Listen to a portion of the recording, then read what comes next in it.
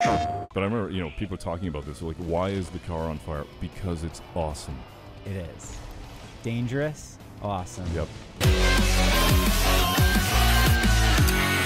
Hello, my friends, and welcome back to PlayStation Underground. On today's show, a very special guest and game. We have Far Cry 5, and I'm joined by the game's creative director, Dan. Hello, sir, and welcome back to the program. Doing? Thank you very much for having me here. It's great. Thank you so much for traveling all this way for little old us. Well, the weather's a little better here than it is in Montreal right now, so I'm happy to be here. So I am already upset to see that these cows were the victims of an exchange that we're going to have between our hero and some opponents. But tell me a little bit about where we are in the game right now. This is, you're showing a larger take on a whole region of Hope County, correct? Yeah, for sure. So I think, people who are kind of looking at this again after seeing it at E3 or Gamescom are sort of wondering, how big is the region? We really want to showcase just how lush it is. So you're just sort of outside the area that's known as Falls End, this little town. And we've got you sort of being able to bomb around and do stuff. And obviously the cult is out there, and you got to be careful. But we wanted to be able to surround the world with tons of stuff that you'd normally see. Cars, different vehicles you could pick up. If you want to get into a classic American muscle car, you can. But that the world's dangerous, and that, you're going to have to look around for people that you can kind of bring into your group, into your squad, and kind of push back on the cult. Because we built this rich, organic world that really does push back based off of what you do right there. Awesome. It's an unfortunate. It's super good. See, this is the kind of stuff as a dev we're like, hey, look, we hope we have the collision of systems, and when stuff like that happens, it's just you can't help but just kind of laugh. It's fantastic. And I will point out that maybe if this is a viewer's first time seeing Far Cry 5, which is coming to PS4 on March 27th, by the way, you are essentially I kind of want to say resistance fighter. You're battling a cult that has taken a grip on a small town, as you were describing. Well, a big town, a big lush town. Yeah, a huge space in Montana. But anyway, continue. So are we going to see a little another exchange coming up here? Well, this is the kind of thing that we want to do, is that we know that the cult is out there, and we know that you're going to start building this resistance. And the way to do that is there's going to be hostages that you can liberate, take some of these civilians, bring them out, go toe-to-toe with the cult, and then when you do, you're able to get intel from them, because I think typically people who play Far Cry in the past have seen us sort of, you climb towers, and that's how you inform your play throughout the world.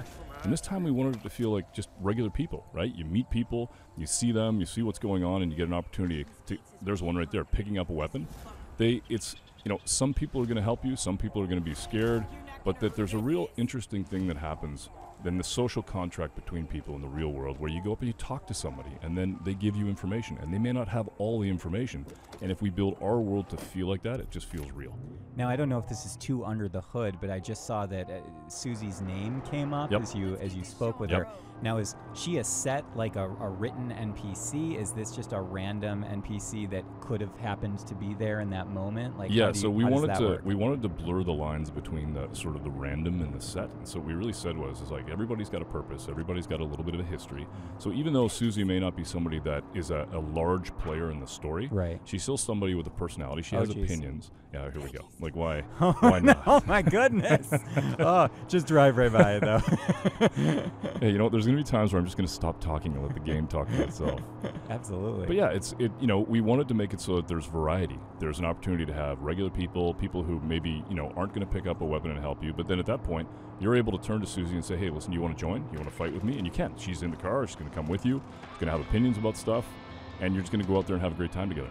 I don't know if you're allowed to say, but is Susie going to then permanently join the roster, or is she at the whims of fate and she could potentially be, downed in combat? The whims of fate. I know you like the that. way that sounds. I wanted to avoid something really dangerous. No, that's really good. That might be my next band name or something. The whims of fate. Do it. I like it. I'll take it. You are welcome to take it. Thanks, dude. That's awesome. I think what we wanted to do is make it so that, we had characters like that, and if eventually they do, die, that they're gone. But you do have the opportunity to bring them back, right? Okay. You do have the opportunity to do that. Okay. More animals on the side of the road. Animals. A lot of wildlife already we've seen. We've seen like 3 sets of wildlife. It's lush, right? We want to make it so when we were in Montana, we actually saw all this stuff there. It was really cool for us to see how just alive the world is. So we wanted to have that experience for the player as well. Oh, that was a narrow miss. Also, you could have accidentally started hunting in that moment because the deer just sprinted by. That was an awesome shot on that guy, but the deer was very, very close. Lucky or unlucky deer. I'm not sure where that deer falls. Yeah. So it seems like we've rescued another civilian. So far, we're just a good old-fashioned hero. Yeah. And so I think it's cool because, you know, you got the opportunity to go talk to somebody, and I think she's got a side mission right now that you can go do. Or you can see off in the distance there's actually the symbol for an outpost, so you could go take the outpost. But there's just all these little moments in the world that are alive that are organic. And to be honest, you know, when we design it, it's kind of interesting for us because they're organic, we don't know what's going to propagate. And so it's entirely up to the player how they want to play it. Maybe you've met Susie, maybe you haven't. Maybe you've got a different Guns for Hire. Maybe you've got a Premier Guns for Hire. Maybe you've got a Fangs for Hire. You got Boomer with you. So it's really interesting for us to kind of sit back and watch it live. Is it really called Fangs for Hire because of the dog? Yes. Yes. Yeah. Who came up with that one? I don't remember, but I'm taking full credit. Take full credit for everything. You designed the game yourself. There you go. And I was going to ask something about the wildlife again, but does the wildlife and just in general this other tapestry of Hope County, does that play into side activities? For sure. I mean, hunting and other, I don't know if there's fishing. There is. Usually games like this have fishing. Yes, there's a lot of Don't fishing. disappoint me.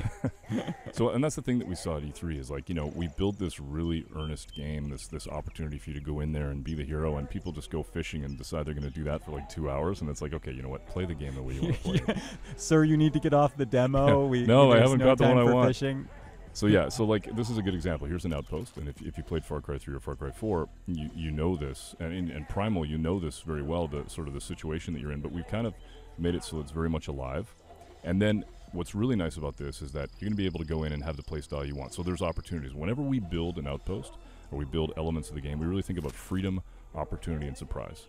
Right? The freedom to be able to attack this outpost the way you want.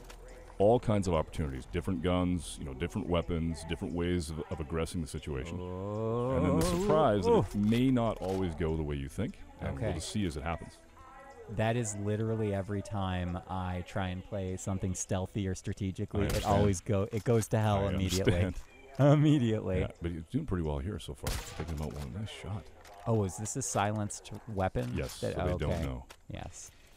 Little do they know that they are under attack. Correct. You know what? I remember what I was going to ask you is, does our protagonist have like a name identity? Is it a kind of a nameless protagonist? Well, how have you guys what we've been trying to do is moving towards something that's really lean, right? What I don't like is when I'm playing a game and the game doesn't communicate what my emotions are or my feelings are. So in this case, we've got. I'm just watching. Brutal. Just watching it happen. What we've got is a player character that's super lean. So you have an occupation. But from the standpoint of who you are, it's who you pick. Right. Absolutely. All right, so now they know. Now things are escalating. Now it's on. Escalating quickly. Yep. Tension's rising. I don't know if in this footage we're going to see our protagonist downed at any point. We'll find out. You may. See, this must be really fun for level designers, having these little pockets of indoor space mixed in with the huge sprawling outdoors. Because that creates little, interesting points of cover and wrinkles to that combat. The thing that's interesting is that as you're building this stuff, a lot of the designers, you're looking at the distance from the road. Everybody kind of, that's the challenge of building something that people feel like they know. I think one of the challenges of coming to the States is that people just understand how long a driveway should be, what feels right, Okay, true. Yeah. As opposed to other Far Cries, which featured more, let's say, exotic locations for an American audience. Right. But here, it's like, this is very familiar. Yeah, to people. a door should be a certain size. Right. The steps there should be even branding. Like the world is just filled with branding. I think I looked away for a moment, and the outpost was liberated. Yeah, they liberated it. So in a blink of an eye. That's right. So that basically what you got here is now your legend is starting to grow. And the people in the region are starting to understand that you are pushing back on the cult. They're going to start to join you. And this is where you really see the resistance meter and the resistance start, where now this is no longer a cult outpost, this is yours. And you've got people there that can give you quests, you've got side missions, you've got main missions, you've got story opportunities. You actually see the resistance meter go up.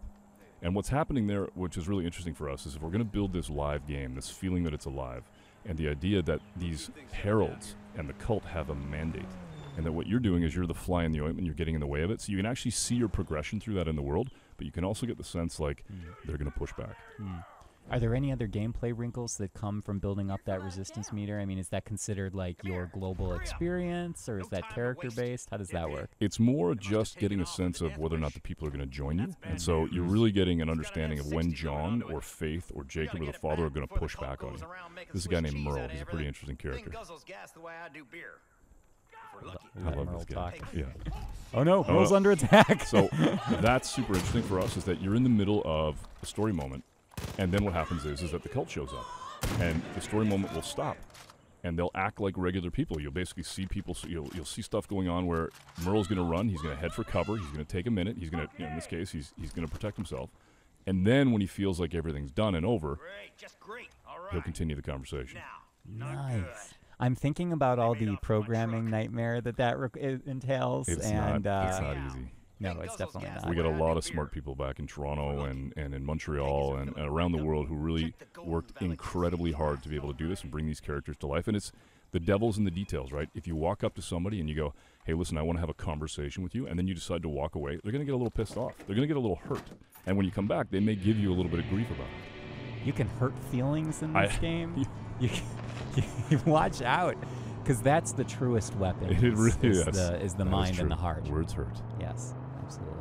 So now I don't know if you know where we're driving next. So it looks like we have a waypoint in the distance here. What's happening here is that you're basically going to go, Merle's got this pretty cool car, and on the back of it is this 50 cal, and he's basically saying, if we're going to do some damage against the cult, let's go get this thing.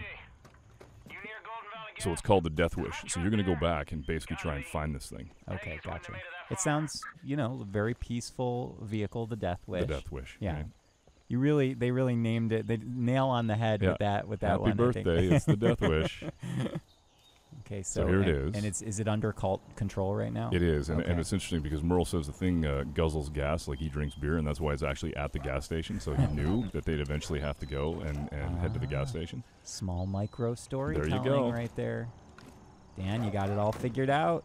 So what we're basically going to see here is the attack on this and attempt to get it back. But what's really tricky about this is, in maybe previous versions, you go in and try and basically blow this thing up, but now you got to take it back to him, and you got to be able to use it as a weapon. So it's the kind of thing where we really wanted to make rough tools and put you in situations where you could use the weapons that are around and kind of harvest it if you can. Oh, goodness.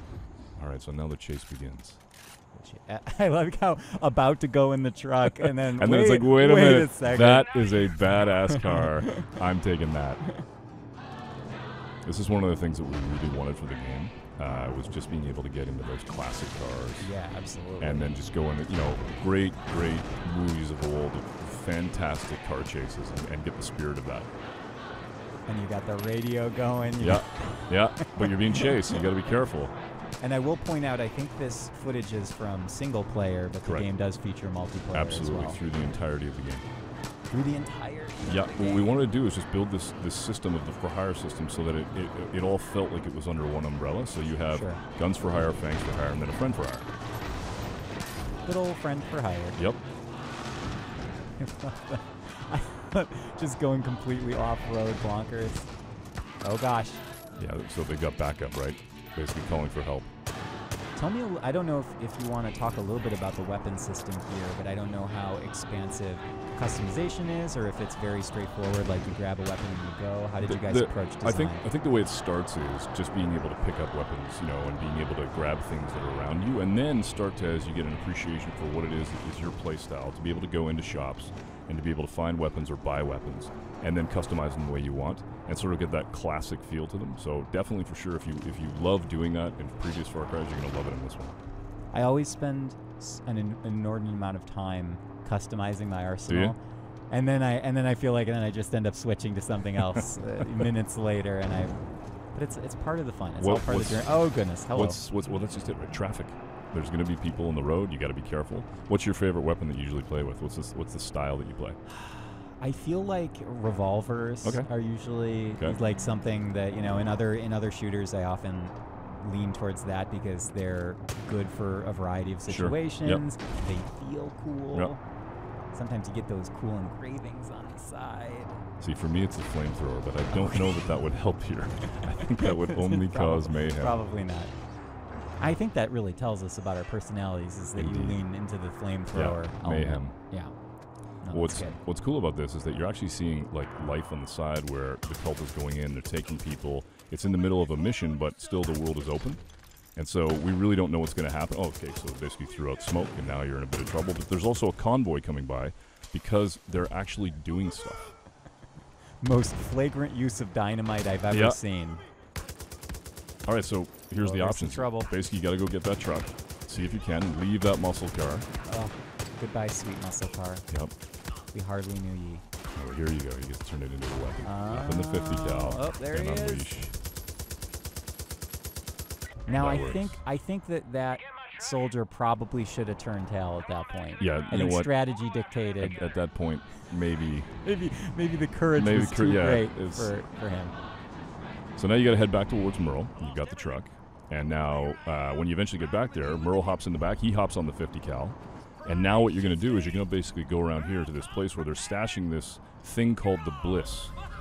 And that's one of the things that the cult uses to control people. So there's all these barrels of bliss, and you basically destroy them, blow it up. And if you're successful, you get to keep the Death Wish. But only if you're successful. Only if you're successful. And you can hear it, actually. You hear that reverb? That's the actual drug taking its effect on the player as you play. Oh, interesting. Okay. Oh, no. Oh, boy. Fire inside the vehicle, never a good sign. Nope. Please exit as soon as possible for your safety. All right, so now Merle's in the 50 cal, and he's actually unleashing on these guys at the same time as you. I like that you're still getting the stealth markers in a very unstealth. They're like, are you trying to? Yeah. No, you're okay. No. I'm good. No stealth needed Not here, today. sir. What about how do you guys manage the day-night cycle in Far Cry 5? Is it dynamic? Is it something that's set? Does it depend on story missions? There's definitely moments in the game where we wanted you to be able to experience a certain time of day, but for the most part, it's pretty organic, right? It manages it the way that you would expect it to. So you just completed the Death Wish, and now you can go and repair if you want, or you can go talk to Merle, or you can even go in and buy a new vehicle. Entirely up to you. You could just drive that one straight off a cliff. Yeah, and then Who you go needs back. the Death but Wish? once you find it, it's yours, because that's what you want right now. We're headed to something a little bit more interesting.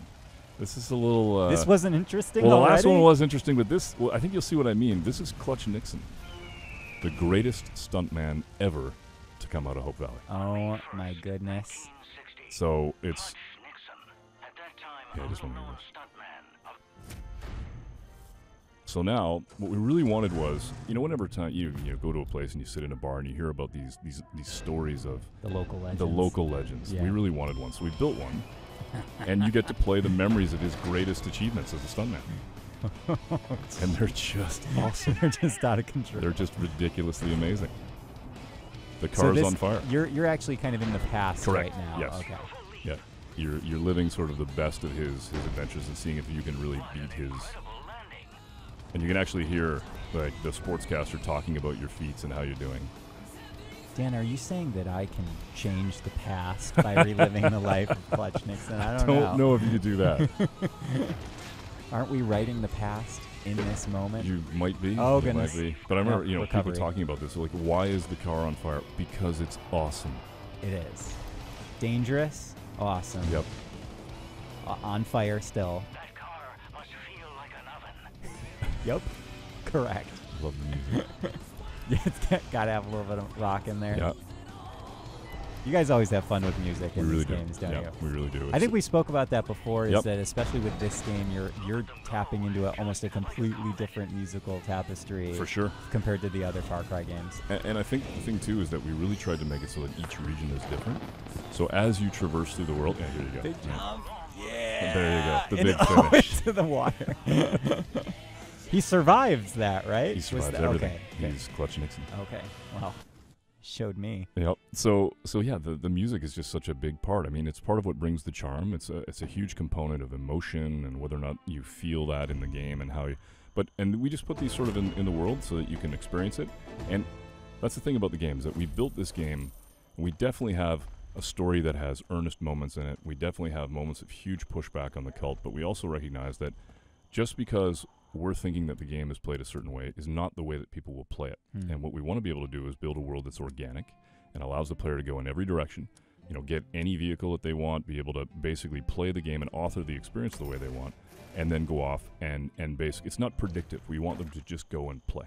I think that's one of the most fascinating things about open world design to me as someone from the outside.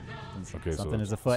So somebody, they just basically, if you go into the map and you're able to go over a couple of key locations, what you actually hear is people who are in trouble, and they're basically calling you over the radio. And so I think this heads towards Boomer. You think? We're not sure. Pretty sure this is to be confirmed shortly. Yes. The little nav points. That's super cool. I wish that today's GPS could provide that level of precision. Yeah, you're driving a car that's, rear-wheel drive, pretty slick, got racing slicks on it, but you got this amazing GPS. But it's, it's important that if we build a world where if the player really wants to go and do something, we give them the opportunity to know where to go and what to do, and to just play into the game. You could easily get lost in a big open world like this. So. Oh goodness! Hello. Here they come.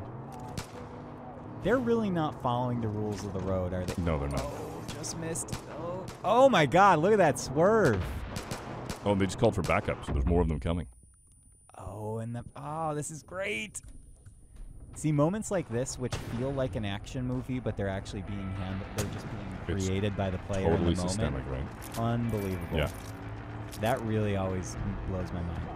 I think, we had a real moment on Far Cry 4 when we were working on one mission in particular with Pagan Min, where Pagan started to do things kind of on his own, and we kind of made it an opportunity for Pagan to make choices in the mission.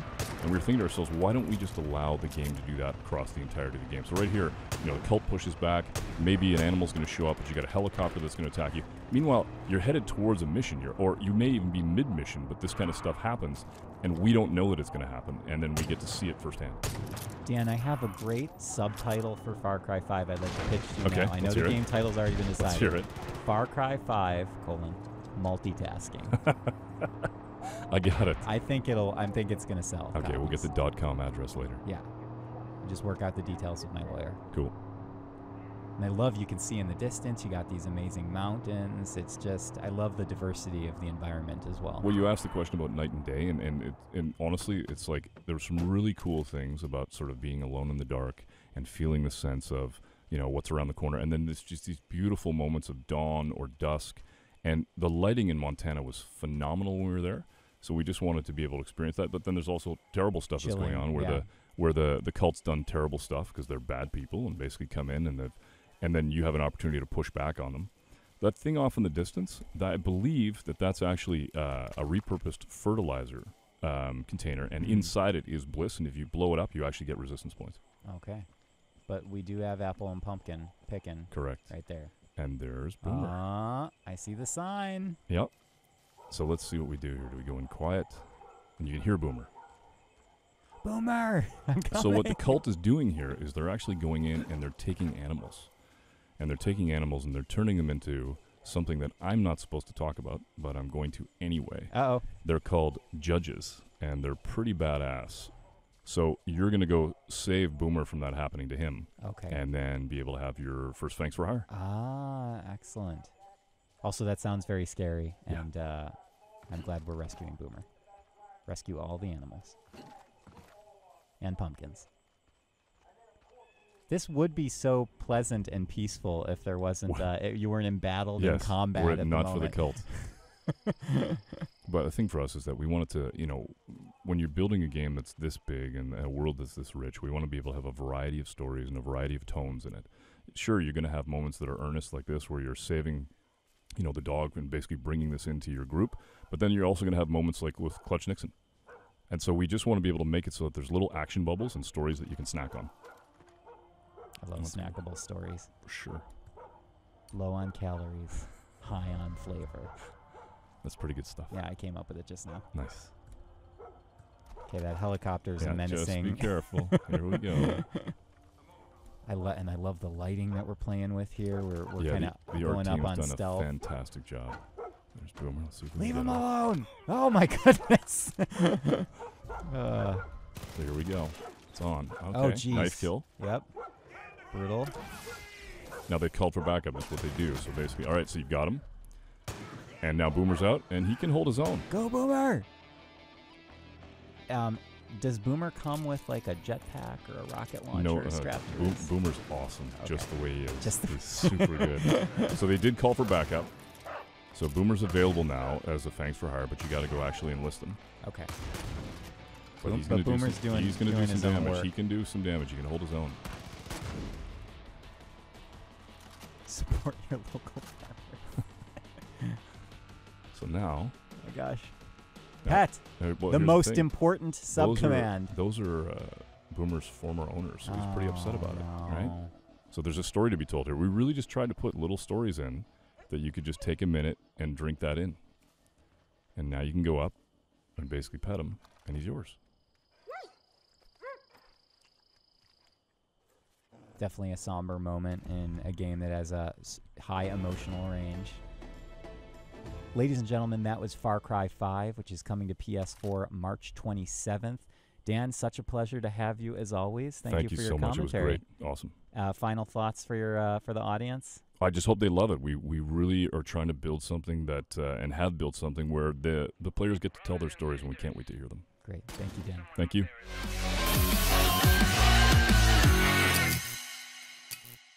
PlayStation